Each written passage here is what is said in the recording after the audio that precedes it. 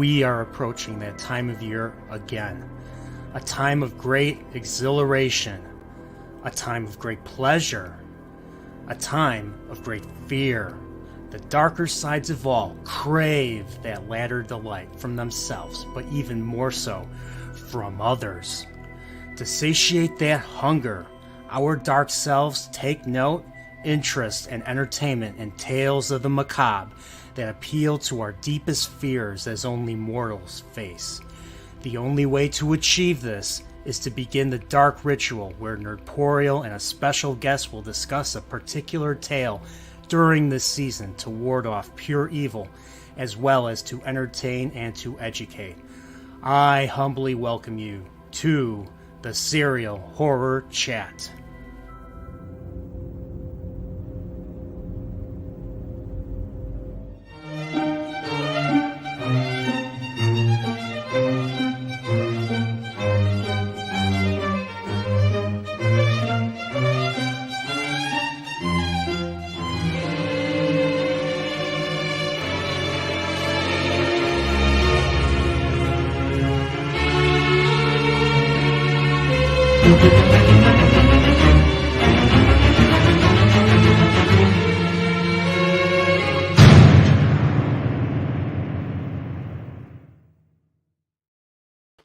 And another Serial Horror Chat has come upon us.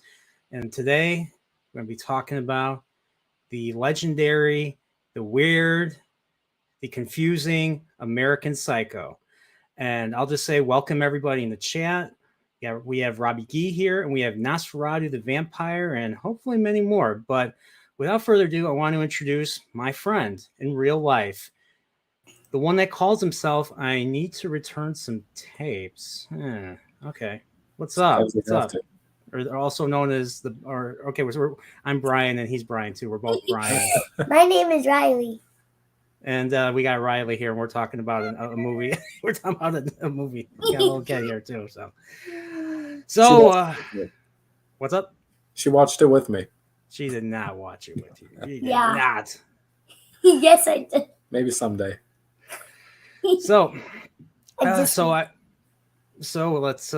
talk about the movie. So, American Psycho. How, Brian? This was something that you suggested you wanted to do a stream with me. So, tell me about your history. Tell us about your history with this movie, or even with the book. I think you said you read the book, right? Yeah. So this movie was probably like when I was a teenager, when it came out. It was one of the first movies where I realized I'm not a big fan of horror, and rather I'm a big fan of like psychological thriller. And I remember watching it the first time and being like totally confused, and watching it like maybe 5 or 6 times the first year it came out, and now never really getting it. I read the book when I was maybe like 25 years old. It's very similar to the movie. It did a few different scene changes, but the overall like aesthetic, the feel of like the plot and the descriptions and stuff is like very similar. But yeah, I'm a huge fan of this movie. The dialogue, the quick cutscenes between like different parties and out to dinner and work and stuff like that.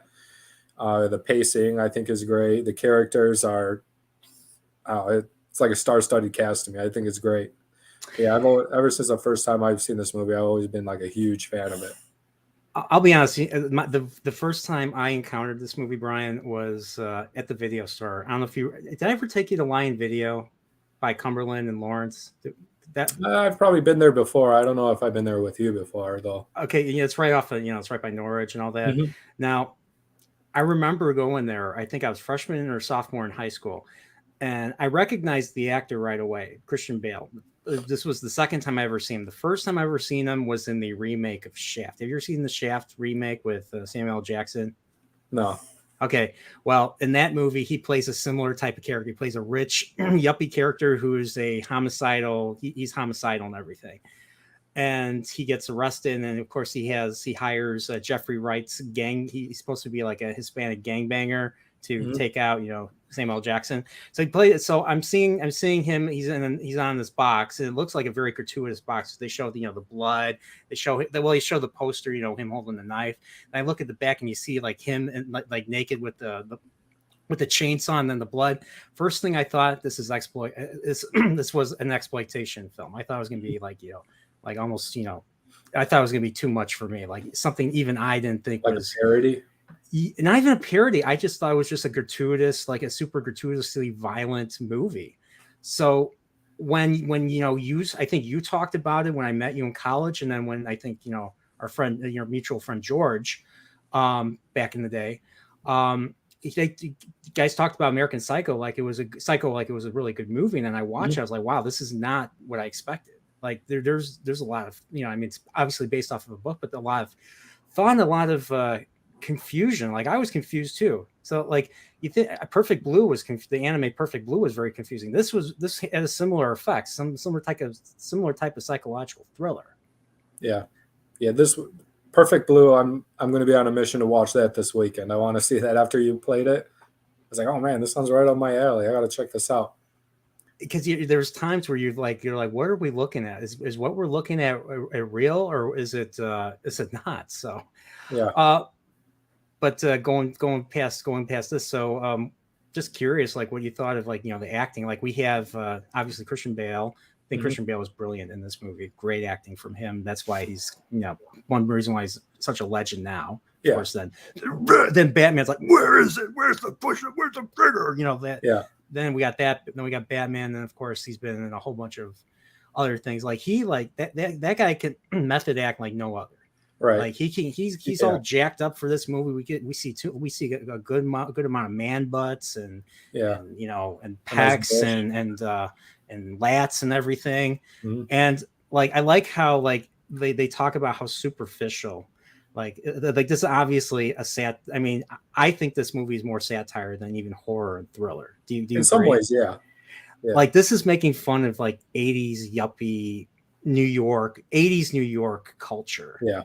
Like just being not like at the top like Trump, where they do mention Trump and even Ivana Trump of all people. But people trying to get there. But like in the beginning of the movie, like how detailed he goes into, like, they show him taking a shower. He's lathering his body with all these different things. Like, I put this on for this. I put this on so I don't age. I put a facial on. And then of course, that creepy scene, that memeable scene where he slowly removes the mask and everything. Just think you're like, who is the real person? And he says, I think in that very scene, like, I don't exist. I'm just a figment. I'm a figment of, I'm just an entity of someone else's imagination and stuff. Yeah. Yeah. Yeah, I agree. Yeah. That like overly descriptive style is like one of my favorite things about the movie, where he's like going on these like diatribes about like the albums. And like when he's talking to people too, and they're like not paying attention, they could care less, but he's just rambling on and on.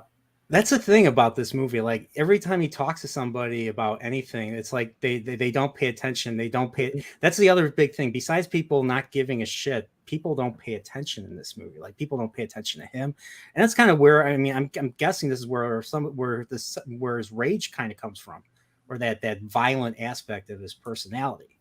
Yeah. Where he's just like, because the thing that he says to Evelyn in the car, he says, he's like, she's asking him, let's get married. He's like, can't get married. I have to work.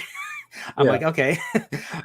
Well, he's like, well, what about, he's like, well, why, if you don't like, she's like, you don't like the job, why don't you quit? It's because I want to fit in. That's the thing that's driving him, is that he wants more than anything to fit in with people at work. And of course, the way he's treated, he's always being mistaken for somebody else by these other guys and everything. And it's like he's trying to fit in to like subdue those psychotic urges, but like he hates the superficialness so much that it's making it worse in some ways, kind of. Yeah. Like it's not masking, it's revealing. Almost. Like how much he cares about other people's opinions. Like the scene with the business cards, where he like drops the card the business And the one guy card. like shakes and was like, "Are you okay? You're sweating over like business Yeah, cards." that was what's his name from Silicon Valley. I forget the actor's name, but he plays Carruthers. Carruthers is the guy, and of course, he tries to choke Carruthers in the Yeah, bathroom, and he's like, Matt oh Ross. my. He's like, in his mind, he's like, oh my, I didn't think you cared, and he starts kissing his hand, and he's just like, and he just Yeah. freaks the hell out, and he's like, where are you going? Your name, Brian. Your Oh yeah, name on. I'm going. I gotta go return some tapes. And then he's down. He goes downstairs, and Carruthers looks at him from above. He's like, I thought that was great. But what Shanatsky says here, what's up, Shanatsky? He's gonna be on with me tomorrow. We're talking Vampire Hunter D, by the way. So come on Which by one? tomorrow night. Vampire Hunter D. It's an anime. Oh yeah, I've seen that one. That's a freaking awesome one. So yeah. he brings up another good point. It's none of the men are really into women. They're into themselves. Oh my god! Like there's points where they say like women have no. There's like I don't remember which scene it is, but the women don't have any personality unless they're ugly because they have to make up for the fact that they're ugly. So once again back into the superficial aspect of being a rich asshole or being a yuppie asshole. Yeah. But the It's thing that's most telling. Sorry, go ahead. His secretary is like the only woman who's not superficial, like totally out of control, superficial like that. And that's the only woman that he like can contain himself from hurting, whether it's physical or emotional. That's the only woman where he's like, if we keep going down this road, I think I'll hurt you. So you better leave. Yeah, he says that to his secretary, and this was like right after, like he was about to. He managed to sneak and point the nail gun at the back of her head without her noticing. Mm-hmm. But then he gets a call. And the reason why I'm remembering this is because I just watched the movie again.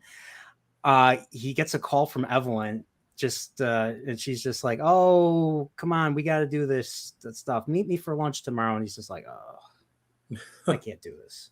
Yeah. Obviously, Evelyn drains his soul every time he hears her voice. But the thing I wanted to bring up with what Shanatsky's saying right here is, remember when he brings the two ladies of the night home with him, and he's videotaping him. He's videotaping them doing this, and while they're all doing stuff, making videotapes, going back and forth. He is looking at himself and he's flexing his own muscle. So I'm thinking like right now, he's not into women. B, I think he's gay. He's obviously a narcissist. C, he might be gay for himself. Yeah. That's why I'm thinking. He is gay, and he was trying to, like, he actually did want to get with Carruthers secretly, but couldn't go through with it. And I think he was trying to kill him. I thought he was trying to kill him. Is like it's not just like whether or not he kills. It's like whether or not he does like any of the things. Like right at the beginning when he's at the bar, he's like, "You're ugly and I want to kill you." Like, is that real or not? Yeah, and what's funny is I like how he says all these things. Either A, people do not hear him, or B, they just dismiss it as like, "Oh, that's cute. You're being funny," stuff. And he does this like I think 3 or 4 times throughout the movie. And I think I wrote a bunch of them down. There's like one where we were watching yesterday. And I pointed this out. He's like, it's very loud because they were sitting on the sofa. They're at the club. They're upstairs. They're at the club. He meets the model. The other guy says, "Oh, Gorbachev is downstairs." They're like, "Gorbachev is not downstairs. You think we're dumb, don't you?" And he's like, "Well, yeah." but then the other woman, the other model, is like, "What are you into?" He's like, "I'm into murders and executions." "Oh, I don't know about mergers and acquisitions." Yeah. So she's like, "Do you like what you do?" And he's like, "What do you mean?" She's like, "Most people I met who are into mergers and acquisitions don't like their job," or something like that. Yeah. And then I think he takes her home, and then he takes her home, and then of course off screen I think that was her head that was in the her head that was in the refrigerator. Because remember, he brings his assistant home, Jean, and he's like, you want some sorbet? He always opens up the fridge. He takes the sorbet, and the sorbet is right next to the head, or is right next to the head in the refrigerator. I was just like, geez. I'm like, this is crazy. Yeah. But like when I first saw this movie, I was expecting a typical slasher. Like he'd bring people home and we'd see like very gratuitous, murders and everything. We really only see like maybe two. I mean, we see Jared Leto's character get killed by him with an axe, and of course then we see, the infamous, chainsaw with poor Christy. Christy is probably the one character I felt for in this movie. Like everyone else, I hated. I hate Bateman. He's a piece of shit. I hate all of his friends, and Evelyn's pretty insufferable too. She's just annoying. Yeah. Jean, his secretary, is another character I actually cared for. I mean, Chrissy, which is not her real name. Here's the other thing that this movie kind of brings to the forefront, which everybody loves to talk about nowadays: toxic masculinity. You ever remember how he brings those women home and he's like telling them what to say, what to wear, what to drink, what to do, instructing them how to, instructing them how to, go down on each other, how to look at each other. Yeah. And he does the same to his secretary. He like tells her not to put the sorbet or the spoon on his table. He said, put it in the cup, or put it in the back in the container. Or when he's like, don't wear that tomorrow. Wear a skirt. You're too pretty for that. Wear high heels. That kind of stuff. Wear some high heels, like typical stuff that would never fly today. But then again, this is all satire. To me, this is all satire. This is making fun of that type of culture. Yeah. Which, I mean, existed for the longest time. Yeah. And one thing I'll say is I agree. I'll say this. It was a very toxic. It was a very toxic culture. And I mean, I hope things improved. I hope, just because people online, pretend that things, get offended by things doesn't mean they still don't exist. Right. So. Yeah. Oh, so I have to ask. I know we're kind of going all over the place with this, but I like how the movie begins, and because you and I mean, we've known each other for a very long time. We've gone to lots of restaurants together. Uh-huh. Not because we're dating, but because we're sometimes we go on dates. Well, okay, yeah, that's true. I mean, yeah, that's true. We hold hands by the candlelight. we feed each other from our plates. But there were a few places we went to, like they actually served the food very these tiny, like these large plates, very tiny little foods, and then they drizzle around it. Like, what is the point of the drizzle? So you can you could be like a dog and lap it up or something, lap up the stuff on it. Like, what the hell's the point of that? Maybe artistic appeal. I mean, I was never a big fan of like that kind of food style. Like the food at those kinds of places always tastes good, but I never really like cared for how it looked on the plate. I mean, throw a nice fat steak on a plate. I actually wrote down what they said in the beginning of the movie: squid ravioli in a lemongrass broth with goat cheese profiteroles. I don't even remember what profiteroles are. Do you know what those are? I think they're like a little pastry, like a baked mixture of like dough and cheese. Okay. Maybe. I don't know. Something like that. I don't know exactly though. And arugula Caesar salad. Okay, that is okay. I can buy that. Also, swordfish meatloaf with onion marmalade and rare roasted partridge breast. And then they said stuff I didn't even know what that, like the stuff that they were saying. Like even I guess I'm uncultured because I had no idea what they were saying.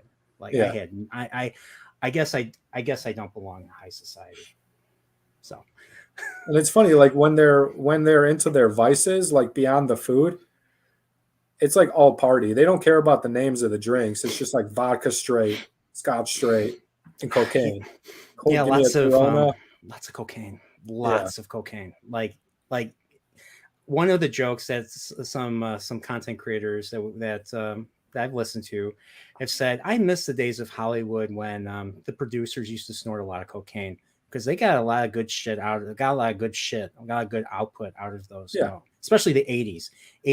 big decade for high class, or Hollywood types, obviously the rich yuppie types to get all the cocaine and just snort it.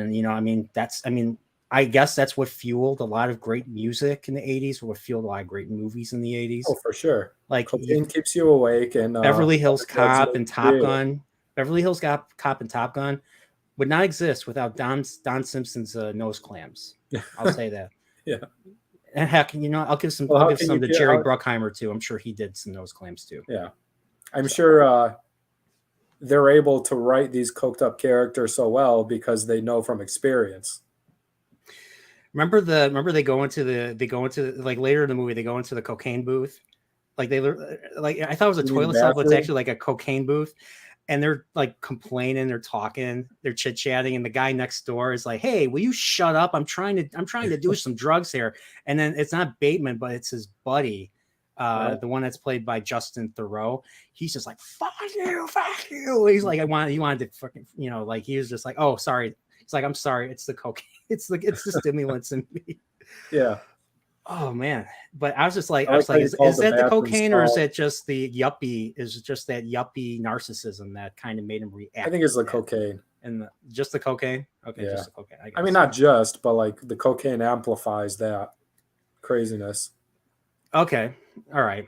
I thought it was because you're in that yuppie upper class, and especially with people like Bateman, you kind of wonder like how there's a lot of narcissism amongst the ranks, and like how like a lot of that narcissism will create a lot of insecure people. Like Bateman is obviously insecure. He wants to fit in. I think that other guy, his friends who are kind of on the lower end of the totem pole, they're only vice presidents, only vice presidents. Narcissists aren't insecure. Narcissists are not wrong about anything ever. Well, I'm talking about I'm talking about the like the upper people, like your Paul Allens are narcissists, whereas the people like Bateman and his buddies are more on the psychotic end of the psychotic and insecure part. Mm-hmm. Why he reacted so strongly, like something obviously being treated like like an asshole. Yeah. Usually insecure people usually react that way. Yeah, or like you say, cocaine.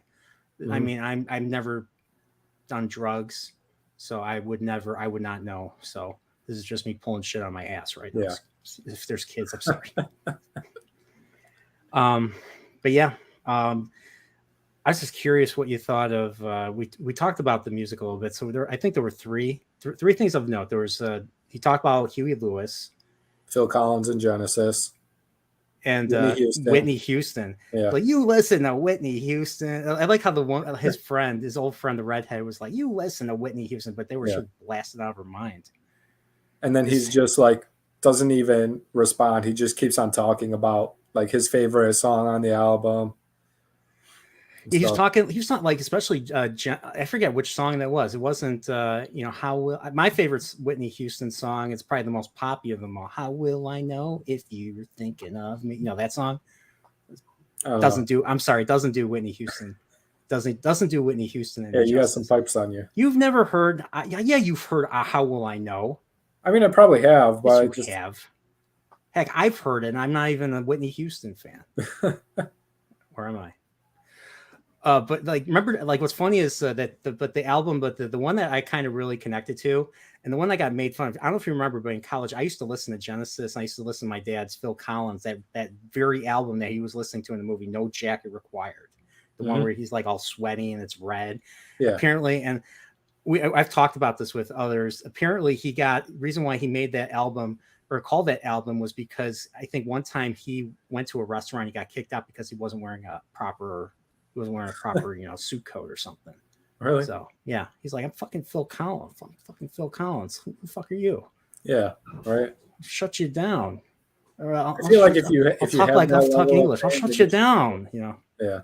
So, but like I listened to quite a bit of Genesis. Like he talked about Invisible Touch. He talks about Land of Confusion, and and then he kills the guy. It's like he said he talks about music, and then that's like right before he kills them. Well, he does that with like any media.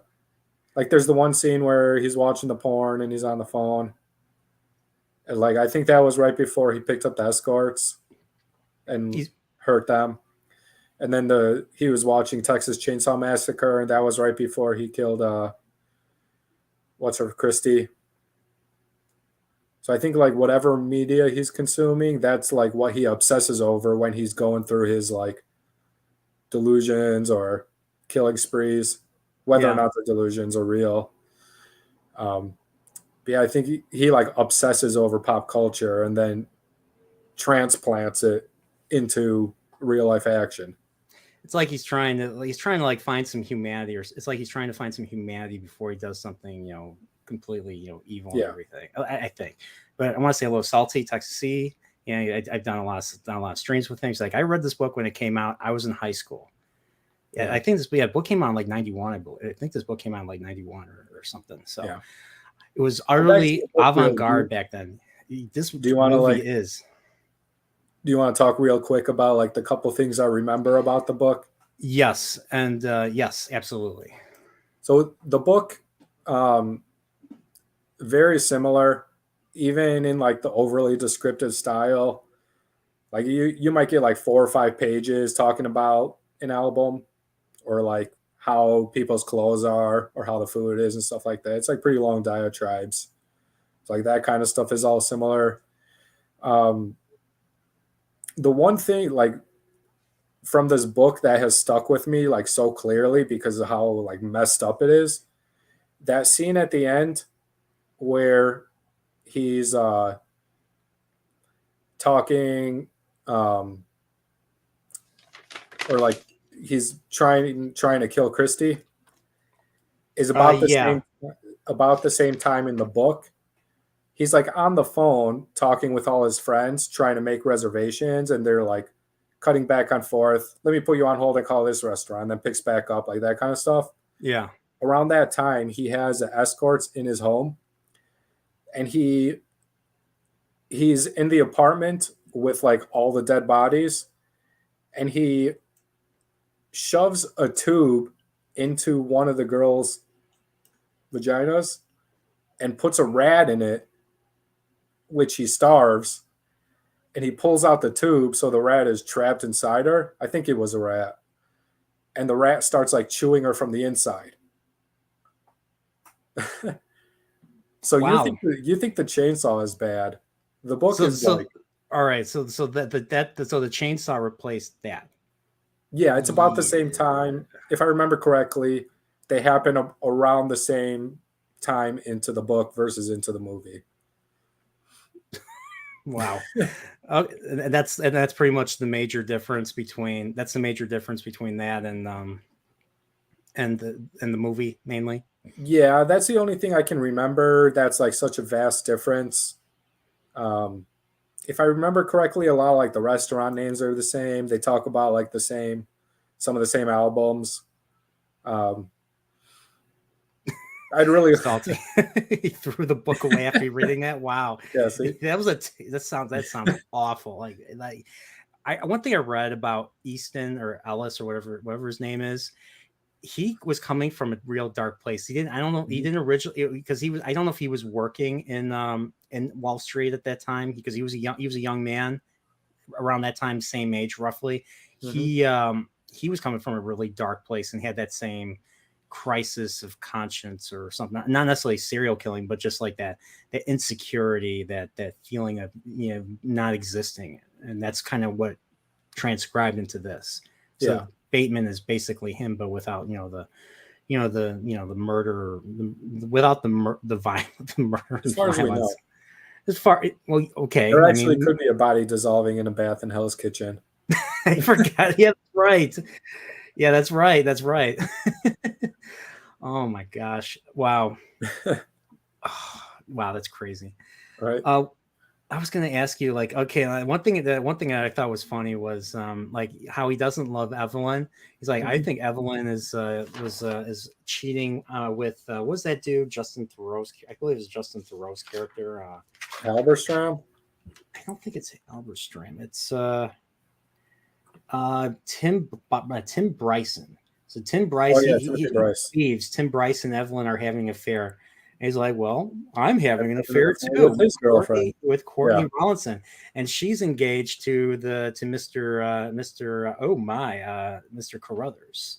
Mm-hmm. That's Biggest dweeb. yeah, he's the biggest dweeb in the business. Yeah. But he ends up having a better business card later on.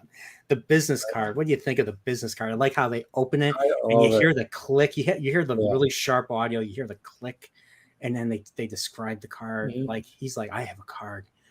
It's Well, bone color, and it's got. I actually wrote down.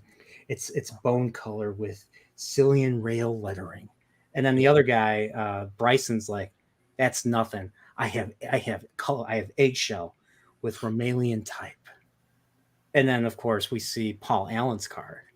Yeah. And Paul Allen's just like at Paul Allen's card, he's just like sweating. He's just like and then I think right after there's that, and then I think there's the Christmas party, which the Christmas party, Paul Allen keeps calling him Halverson. I think that's where he calls him Halverson or something. And he's like, you know what? Let's have lunch. And he takes him to a place. He takes him to a place where there's nobody at, and it pisses him off. Like he's just like, where's the people? Where's the people? We want to be at the center of attention. Trump? No. Is that Ivana Trump? No. Why would Ivanka Trump be here? Why would she? Texarkana.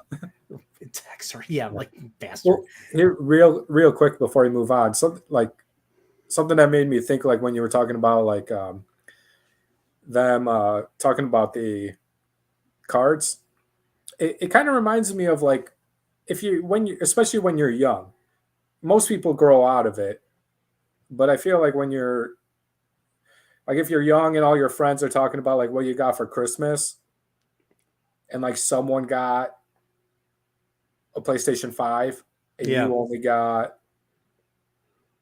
a cheap tablet or something, you're almost like obsessing over how much better that person's gift is. But that's like a kid thing. So it's like these scenes where they're like comparing like that. Yeah. Seems like very childish. It's like so over the top that these are like big kids. They can't get over that like ego, that competition. Mm-hmm. They've never grown up. So that's why they were so obsessed over it, especially Bateman, to the point where he's like sweating. Mm-hmm. It kind of like reminds me of like that sort of like situation. Here's Shinatsky brings up something interesting. Maybe remember one thing to pay attention to during the business card scene is that Bateman is wearing glasses and he suddenly isn't. Do you remember that? I remember him wearing glasses. I guess doesn't he like not wear glasses at all after that? I don't think so. I don't think he does actually. I don't think he does wear glasses. He wears sunglasses after he he's in the office after he kills after the chainsaw scene. And he's doing the crossword puzzle. He's wearing sunglasses. I thought he was covering up. Maybe he got kicked in the face or something. Yeah. Or because he did get kicked in the face. He's like, not the face, you know. Can't touch the. You can't touch the hair. One thing about the rich elites, you cannot touch the hair. And you can't touch the face. Can't. Or the car. Or the car. Or definitely the car. Or my money. Well, money they just burn. I mean, they don't give a shit. Yeah. That's just like throwing it to the wind. But if somebody takes out of their pocket, then they got to pay. Yeah, exactly. So, but like, do you think based on what you just told me pre-show, do you think maybe Bateman's was playing another character or something? Or I'm curious. I'm curious. I don't know. Do you want to talk about that now? We could. Yeah. Okay. So. My theory, as I was watching the movie again, I was trying to like visualize different places in the movie where there's like disconnects, where it might like point to which parts are real and which ones aren't. And I'm noticing certain parts where like when he's talking to Christy, for example, things are like sort of bathed in blue. They're wearing blue. So I was like, oh, maybe blue has something to do with like if there's blue around, maybe it's real. But then other scenes didn't fit that. Uh, so yeah, like throughout the movie, I'm just trying to think of like how can you tell? Because like that part where he's dragging the bag through the lobby and the Yeah, and guard there's a notices the blood and bag. there's a blood trail. There's a Yeah, he blood doesn't trail, and there's notice the blood, but the bag looks blue. I don't know. It looked blue to me. I don't know if it was like maybe black, but in I the thought it was light it looks black. blue. I thought it was black. Um, but yeah, like different things like that. I was trying to point, but there, I could never identify anything that's like cohesive and Yeah. consistent through the movie. So it made me think like it's not the events that aren't real; it's Bateman's not real. Like, there's my theory in my head, which I'm probably wrong. That I just thought of this like an hour ago, so I want to do some research and like see what other people's theories are. But it's like there is a real character that's Bateman, and they do all hate him. They think he's a dork and all that. So when people are acting at their worst or thinking at the worst or talking at the worst, others are just like calling him like Bateman, like quit being such a Bateman sort of thing.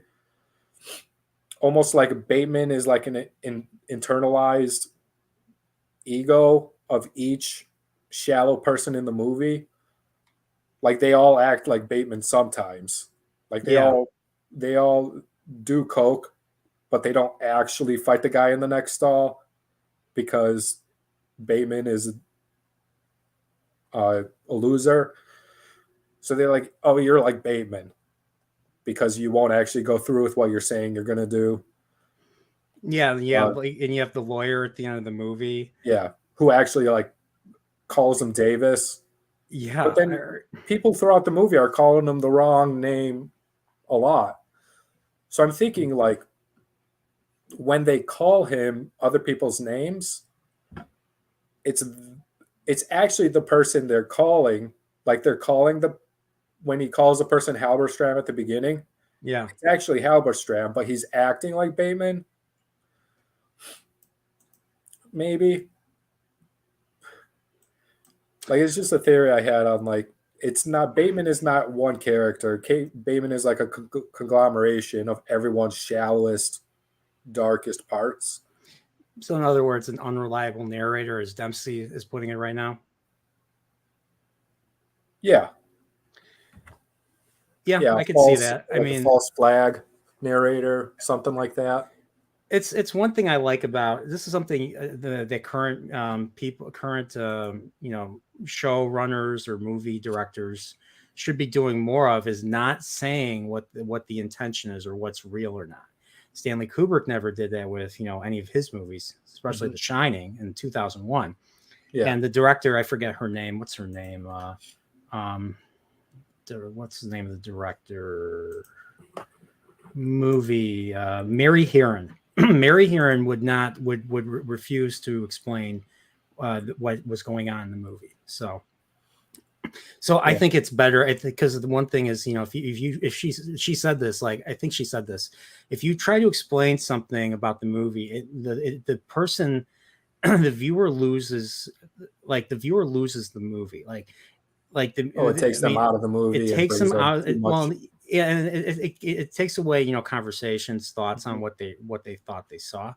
Because I mean, we always try to make sense of things when sometimes we can't make sense of things. Yeah. So here's something that's completely batshit crazy, and like there's points in the movie where you think it's not real, and there's points in the movie where you think it might be real. Like you think, I mean, Right. like once again, going to how shallow the people, the rich yuppies are, that just don't give a shit about anything around them. Hence why they like they forget Bateman's name, and B, like every time Bateman does something, they either try to cover it up. Like for instance, maybe like all those murders that he kept stored in the Paul Allen's apartment, and then of course the next day he finds them and they're gone. But then he's like back there, and the woman says nobody lives there. Like there's no Paul Allen there. So like Or Paul may, Allen is real because the lawyer knows Paul Allen, and some characters in the movie do know Paul Allen. yeah. But like I don't know if maybe he went down like such a dark path, like this psychotic break brought him to a place where he found this apartment because maybe he did see an ad and he knew that it was unoccupied.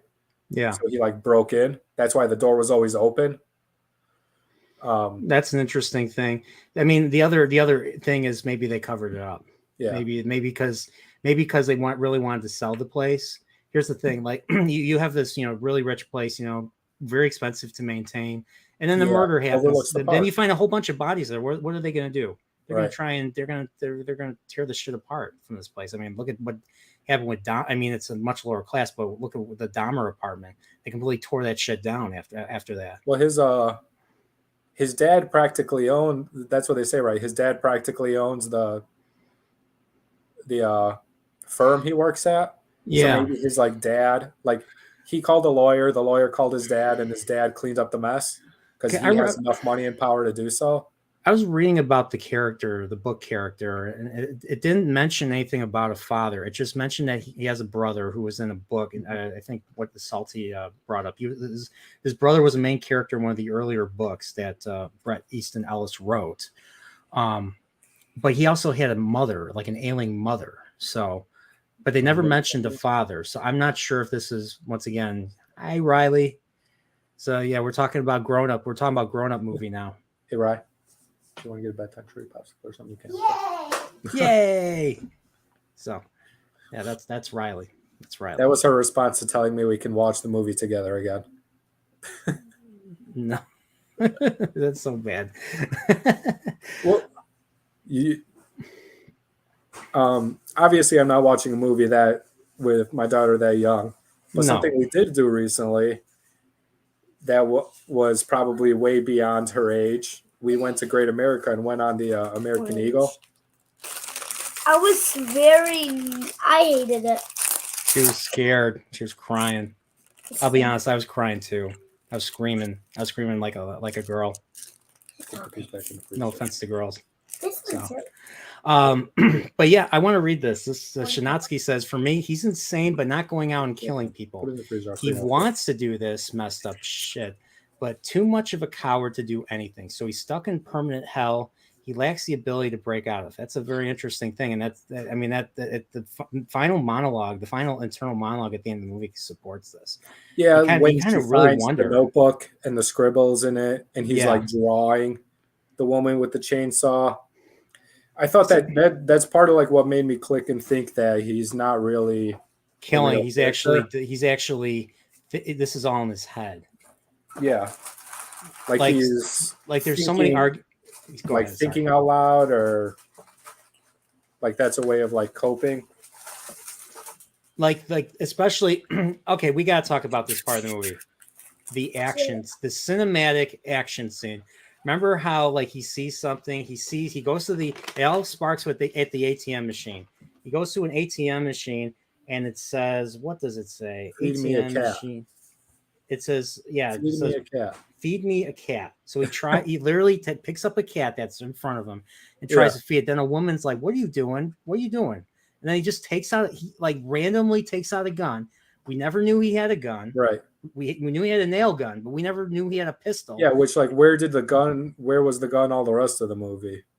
Yeah, exactly. And he just takes out a gun and he shoots the woman.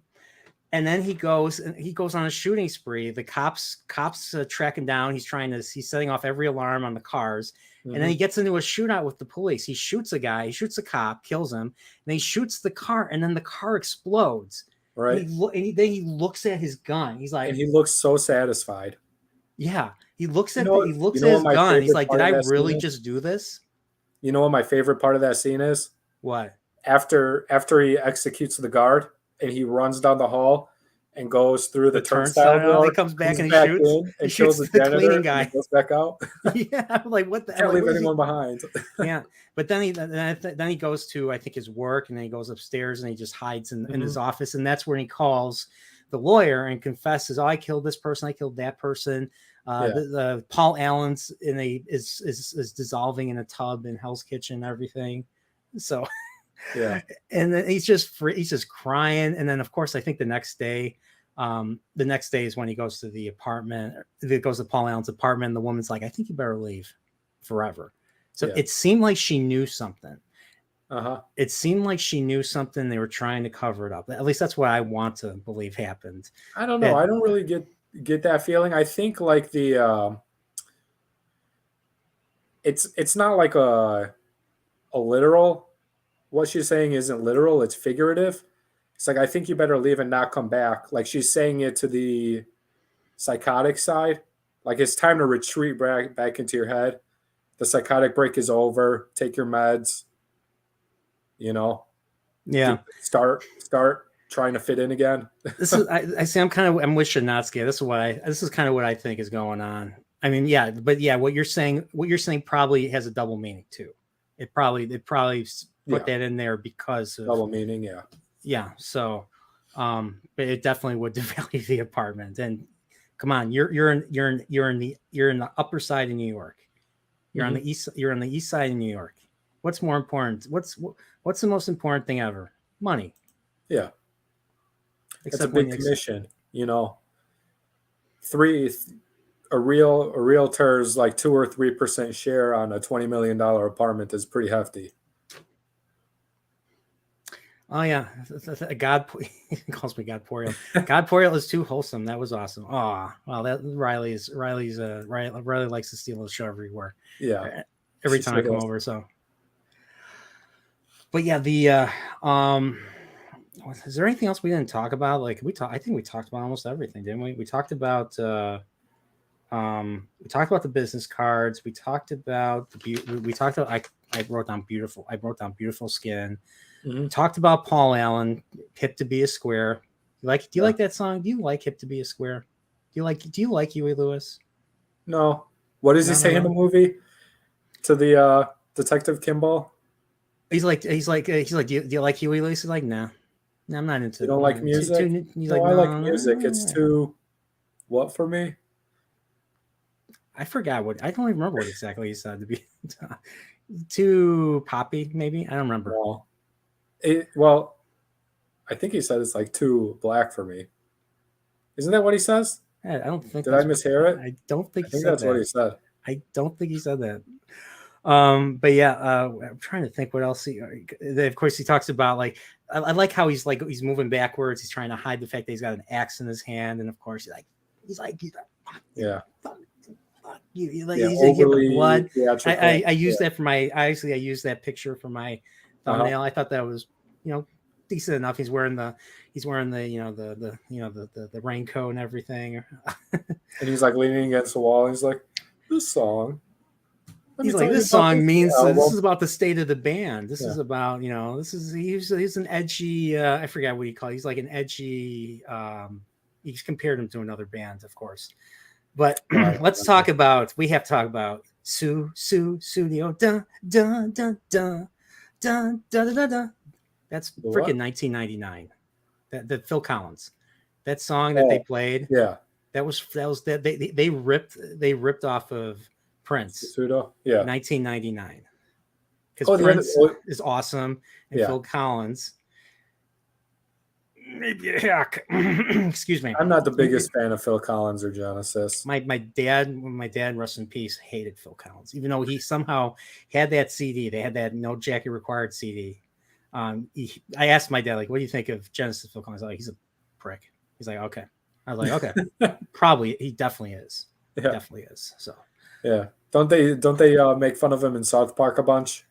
I don't know. I'm sure they do. Yeah. I'm sure they do. At least once that I remember. Probably. I mean, they like to recur. The thing that I remember the most from South Park is them making fun of, wasn't it Lars Ulrich? Because they were talking about Napster. I think they were talking about the whole Napster situation. Remember Napster? If you guys are old enough, Now he only has 2 private jets. only 2. Yes. And we have to help. We have to help poor Lars. We have to, so, but yeah, it was great. That's what I remember. And of course the Christian rock episode is the funniest episode. Like I laughed so hard because, I used to go to Christian youth group, remember Bethel and everything. And it is true. Like the album cover they did where they're all like 50 feet apart looking in different directions.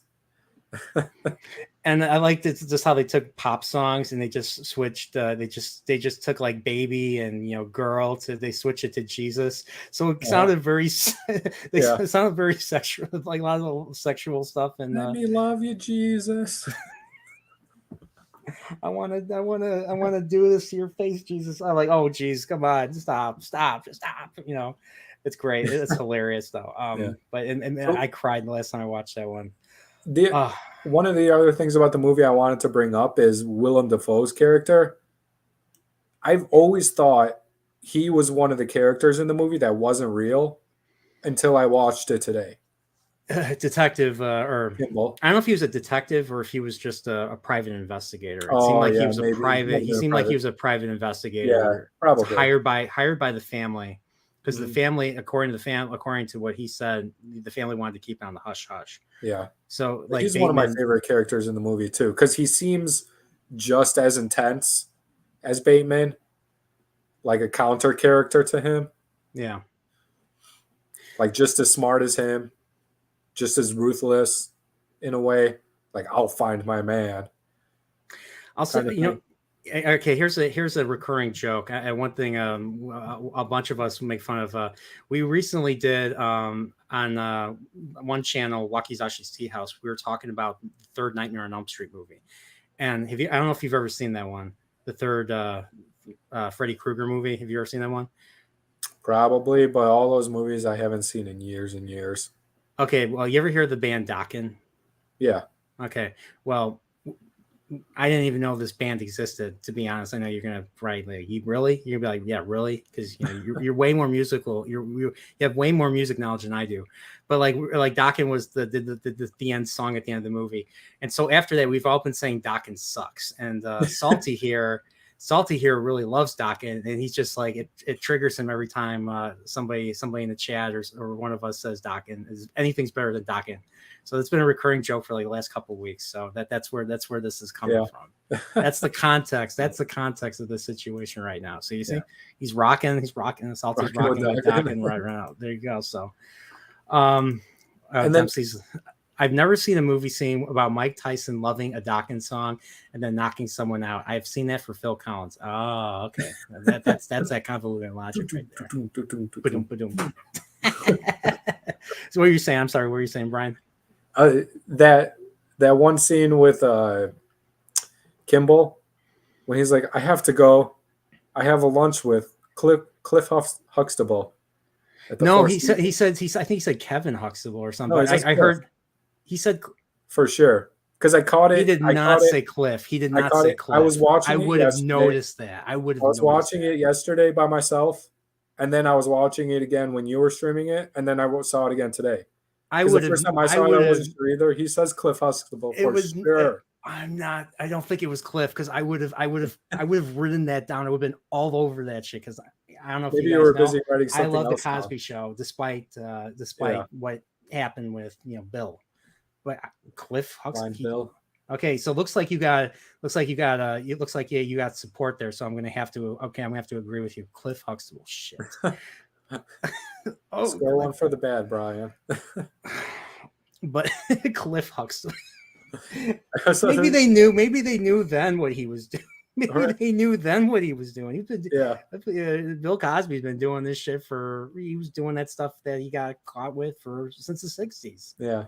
Oh my Maybe that's why he. gosh. Yeah, that's true.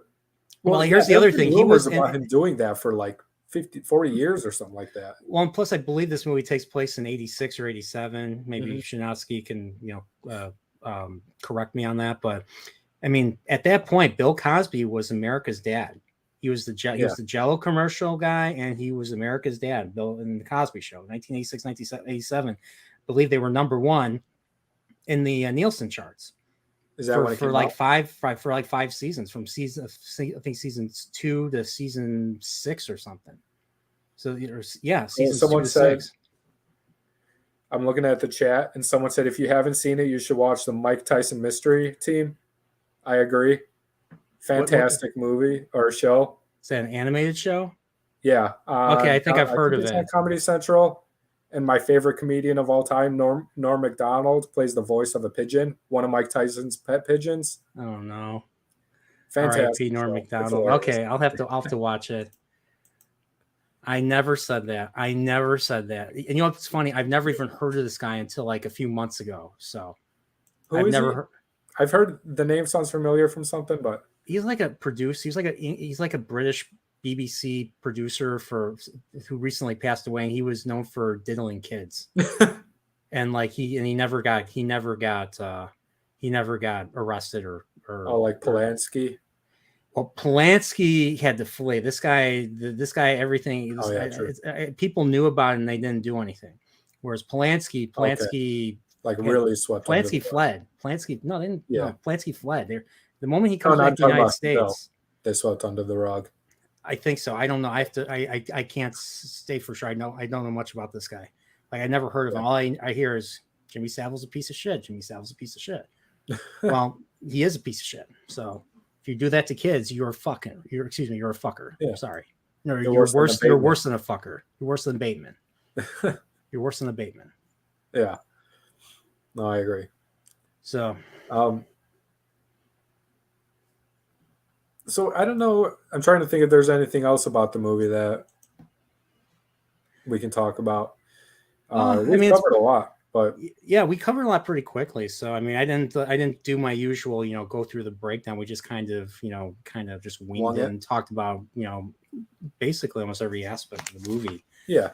I mean, we talked about the hooker stuff. We talked about all the weapons he used. We talked about all the weapons. He brings up serial killers. Like he brings up Ed Gein. I like how he brings up Ed Gein and Ted Bundy. Yeah, he brings them both up, and nobody knows like who's Ed Gein. Is he down the office from us? Ed Gein? No, he's a serial killer from Wisconsin.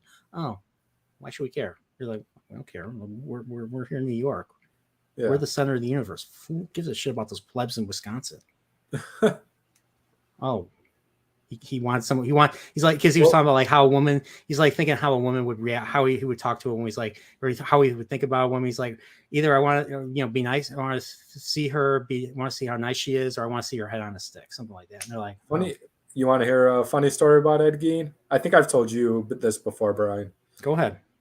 My mom's side of the family, before they moved to Chicago, they lived in southern Wisconsin, and they lived in this like rural town on like a small, I don't know how big their plot of land. It was like small farm size. And you know who their like neighbor was like 20 minutes down the road? Yeah. Eddie Gein. And they used to go on his property to pick blueberries and stuff and blackberries off his bushes. And they said that everyone in the town was like, he seems so nice, but there's something very off about him. That's just old Eddie Gein. And I made a joke to my aunt and some of my family last time I saw them.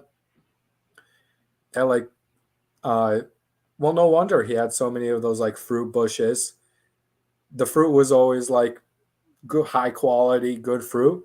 I was like, well, yeah, because he had bodies underneath them as fertilizer.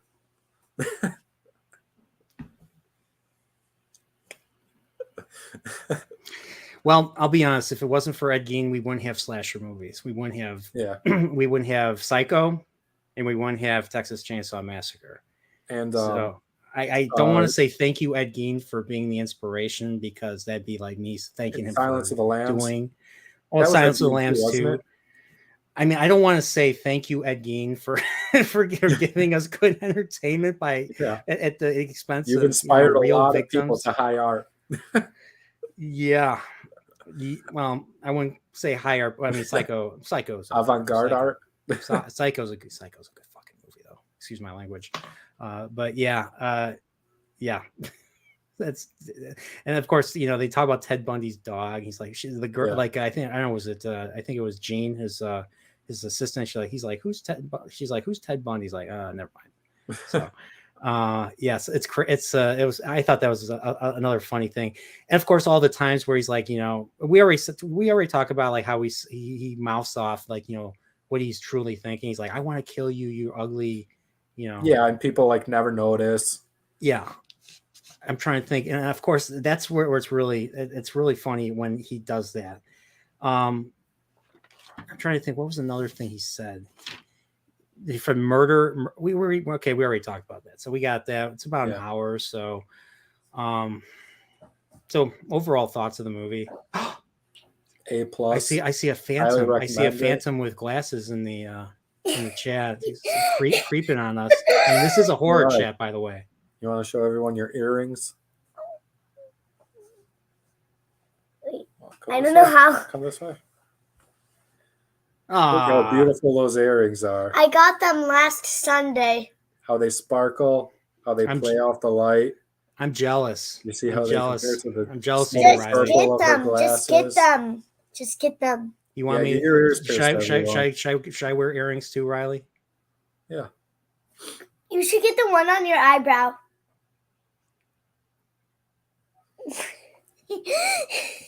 No. Want the one on by your lip? No. Or your ears? No. Or something a little more south. No. Heck, I don't even wear a tattoo. I'm in second grade and I'm 7 years old. And we watch slasher flicks all the time. Oh! No, you don't. What? Are you laughing at me? You're laughing at me. A little too loud. It's all right. Don't worry about it. I'm okay with that. I don't want it to disrupt the chat or anything. That is very crazy. Yeah. So Riley, what are you going to be for Halloween? A witch with a black cat. Are you gonna have the green face like the Wicked Witch of the West? No. Are you gonna say, "I'll get you, my pretty, and your little dog too"? No. No. Hey, real quick, you want to show them what you want at Great America? Oh yeah. I want to see. Actually, I was there. I know what it is. Yeah, we were playing rings. We were playing rings with the bottles and all that. I suck. I must have had 100 rings, and I couldn't get a single one. So, Bryan actually got one. It's very big. She's got to write you. She's got to write you. So, it's almost as tall as me.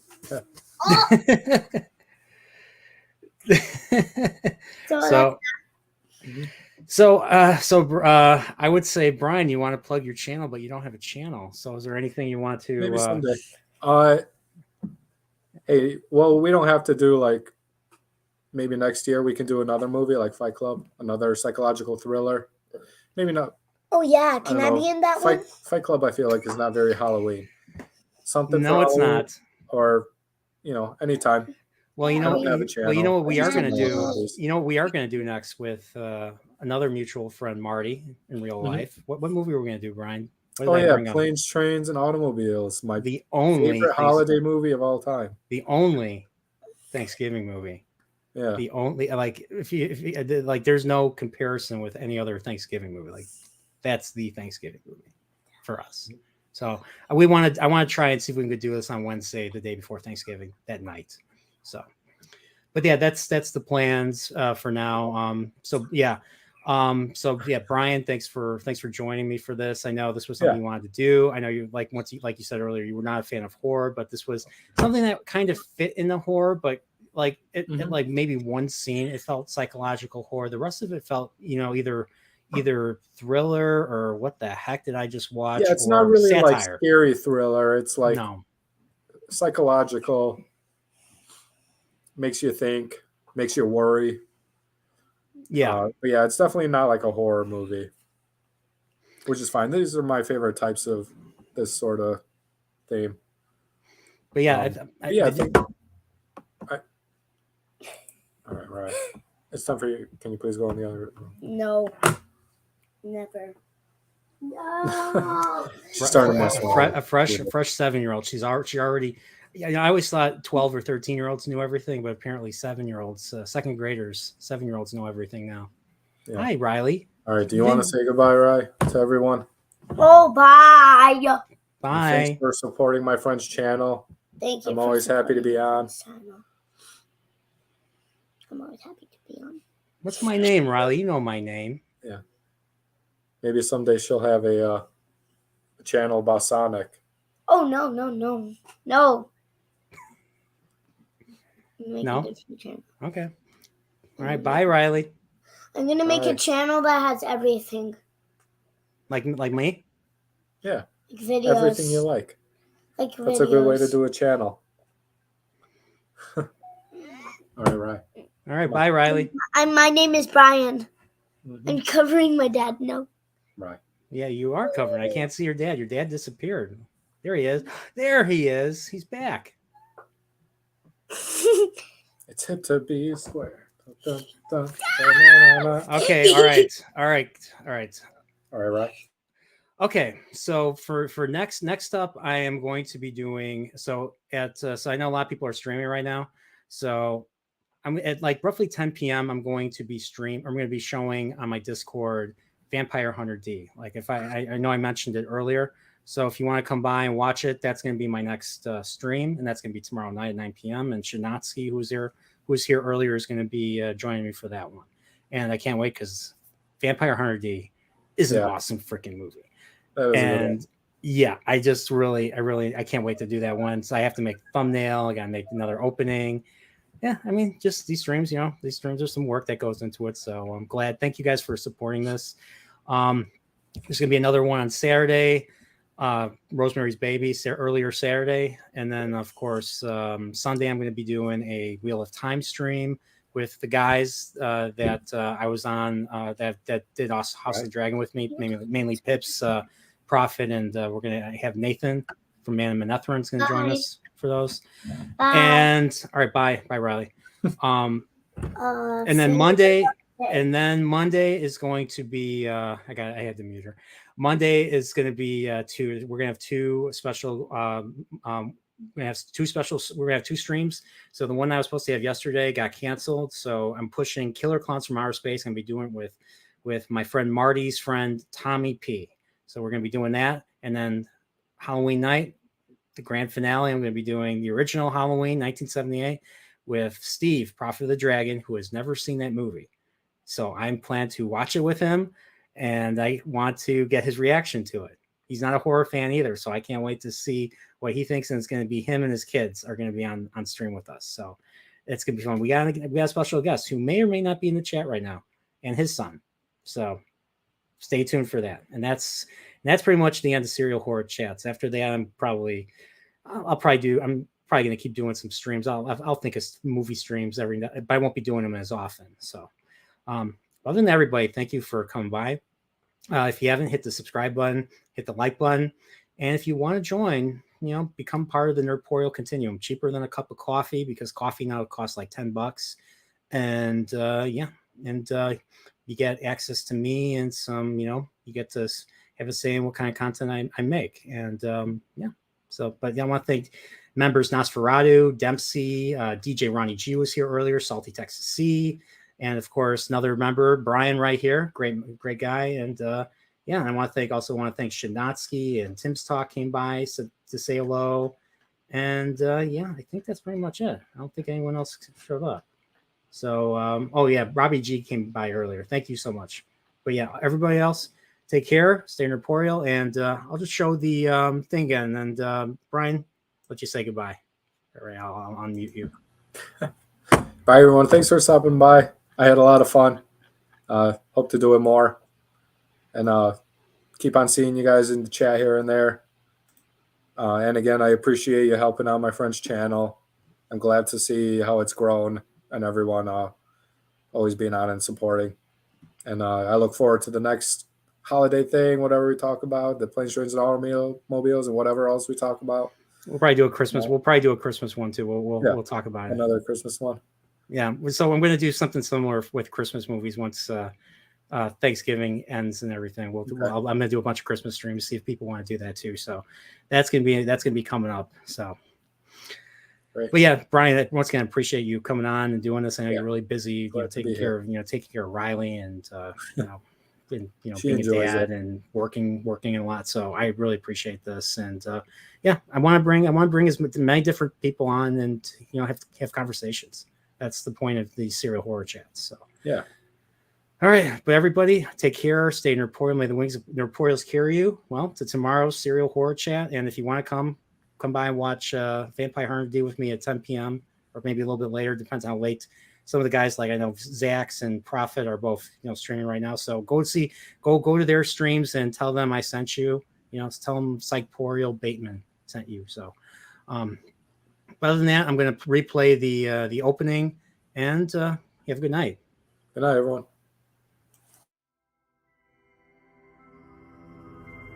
We are approaching that time of year again. A time of great exhilaration. A time of great pleasure. A time of great fear. The darker sides of all crave that latter delight from themselves, but even more so from others. To satiate that hunger, our dark selves take note, interest, and entertainment in tales of the macabre that appeal to our deepest fears as only mortals face.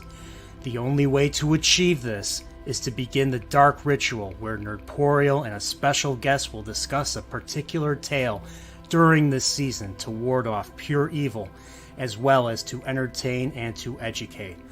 I humbly welcome you to the Serial Horror Chat.